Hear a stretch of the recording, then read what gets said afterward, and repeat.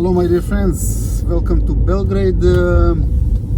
Well, the day is so and so, not sunny, not cloudy. Well, more cloudy than sunny definitely, but relatively warm weather. There is no wind actually. This is the major point, so that even at 8.5 degrees plus, of course, it's quite comfortable, I would say, although we see some people are wearing, well, yeah, you have to wear a winter jacket, there is no doubt about it. Now approaching city center from the direction Bulevar Stefana, or the ex-street of 29th of November, the day of Republic of ex-Yugoslavia. Here on our right is the famous Skadarska street, Skadarlija, the bohemic street of Belgrade, and in front of us the National Theater. But we will be taking a turn left, but next time. Here to the left, if I recall correctly, used to be the office of Aeroflot, or maybe that was a bit down there. No, it was here. But now I see that this shop is vacant. Don't know why, what happened to Aeroflot. So in front of us you see the two buildings next to each other. Left is the old building of the National Theater, and next to it, the more modern building, is practically the new part that was built afterwards during the, so to say, communist era. You see quite some difference in the architecture. The left one was built in the 19th century.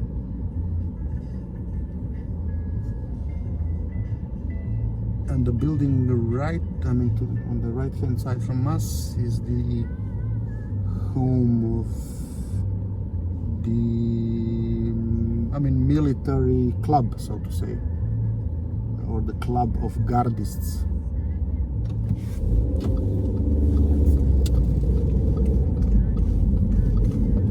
And now practically entering the Boulevard of King Alexander, or Boulevard of Revolutioner, as it used to be called. In this part, I believe it's not yet, of course, called that way, but Dechanska is practically this part, and only from the national, the house of the National Parliament, it will be called the Bulevar of Kralja Aleksandra. This is the famous, on our right is the famous Terazija tunnel. Well, the only of that kind in Belgrade, where the tunnel goes just below the building that is in. So it's not really a tunnel that was dug into the ground, but rather just the building was made in that way that during the construction the room was left here for this tunnel. But everybody is calling it Terazija tunnel, so which practically it is indeed.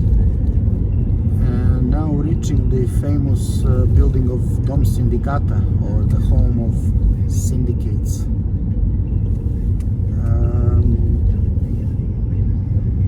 Actually the square is called Square of Nikola Pasic. There is even here statue, and then on our left we see the building of the Parliament of ex-Yugoslavia, currently the Parliament of Republic of Serbia, and the building of the main post office. And just behind is the Church of Saint Marco, one of the most I would say the best known churches in town. Maybe it's not, it is one of the nicest as well. Maybe not the most important in terms of the hierarchy of the Orthodox Church, but definitely, I mean, due to its location next to Tašmajdanski Park and the vicinity of the parliament, I mean, it's one of the best known churches and probably most photographed churches in town. Here we have the building of so-called 3 lista Duvana on our right, now with the Huawei sign. The building was never, for some reason, has never been completed and never actually put into, let's say, life.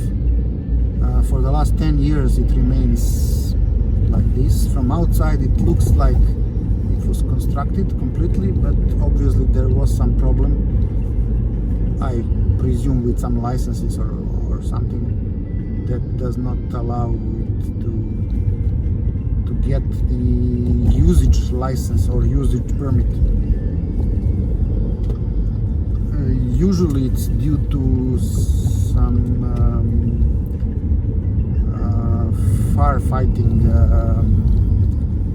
deficiencies,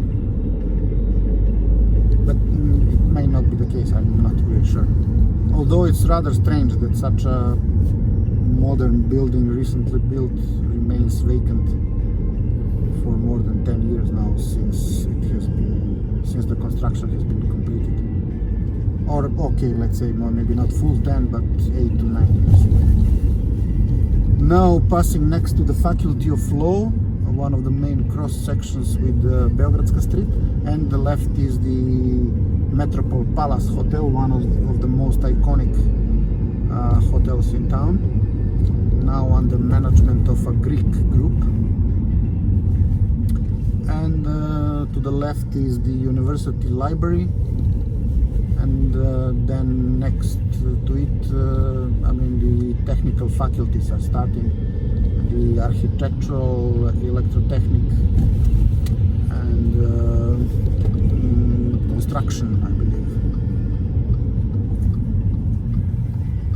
Now this bus is causing me some troubles. The bus on my right hand side. This is one of the iconic BMWs, the red one that we have just seen. And now we have reached the famous, one of the main orientiers in the city, which is the monument of Vuk Stefanović Karadžić, and the park that is also called. Right from us, Golfsvortjeva Street, and this is left from us is the famous student hostel. Well, one of the also most iconic, I would say, Lola. And then further on there is a municipality of Zvezdara municipality, and then one theater as well. And most of the next buildings, there are not so many administrative buildings anymore, but these are rather now commercial shops in the ground floors, and of course the residential in the upper floors. The theater is called Vuk. This is what I logically it's close to Vukov Spomenik. Here used to be one of the most iconic pizza places in town, the Oro, but apparently it went bankrupt some years ago. They were one of the first, modern, let's say, pizza places in town. Not only this location, they had several locations, and they were extremely active in the 90s. Oh, now I see a huge building being built next to the market.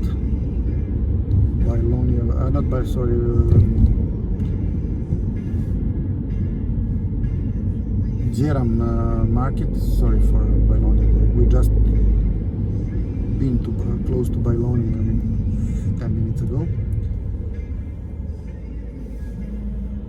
And as I said, this is more like used to be a very important shopping area in the past, with all these small shops.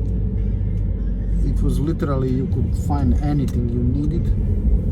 But the importance of this street as a shopping area is, of course, it started diminishing since the beginning of the intensive construction of shopping malls,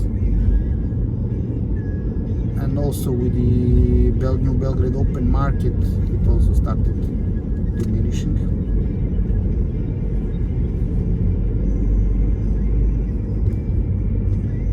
And we will be now approaching one also of the iconic restaurants in Belgrade, Lipovlad. It was struggling. This, I mean, when I say iconic, I mean also from the era of ex-Yugoslavia. You probably catch on the right hand side, just quickly with the nice architecture of the restaurant, which is a standalone house. Just now behind the corner, maybe it will be possible to see something. Well, yeah, slightly. I'm not sure whether it's still active. It has been renovated, but for years it had been struggling to survive. Now reaching some more buildings devoted to tax, so public administration in essence. And we will be soon reaching Celebcos Market, one of the most famous markets in town. Left from us is Batutova Street, leading to Zvezdara Clinical Center, so to say.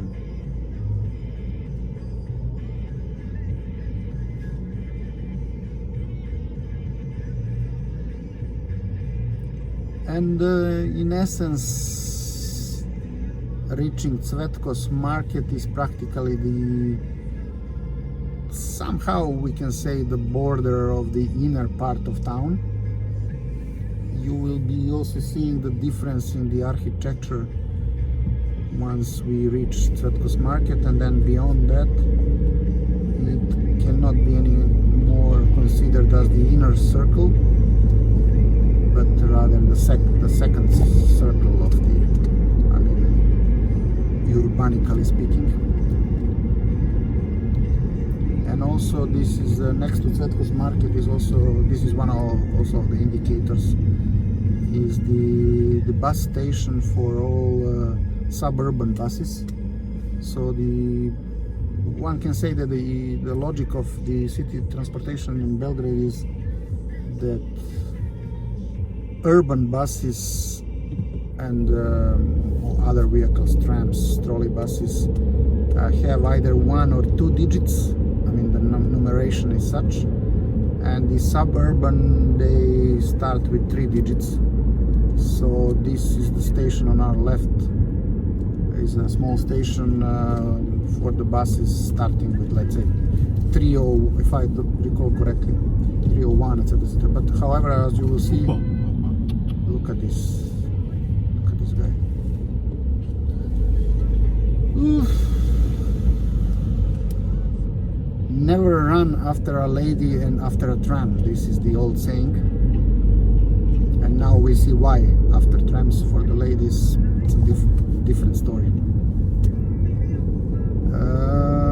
Okay, as I said, this you will see now, it's a quite different architecture now that we have reached the Celebcos Market. And this is now, this street, it is of course still called the Bulevar Kralja Aleksandra, but it's the essence, in essence, it's the beginning of the Smederevski Put, the Smederevo Road. Okay, that much for now. Thanks for watching. Talk to you soon again. Bye bye.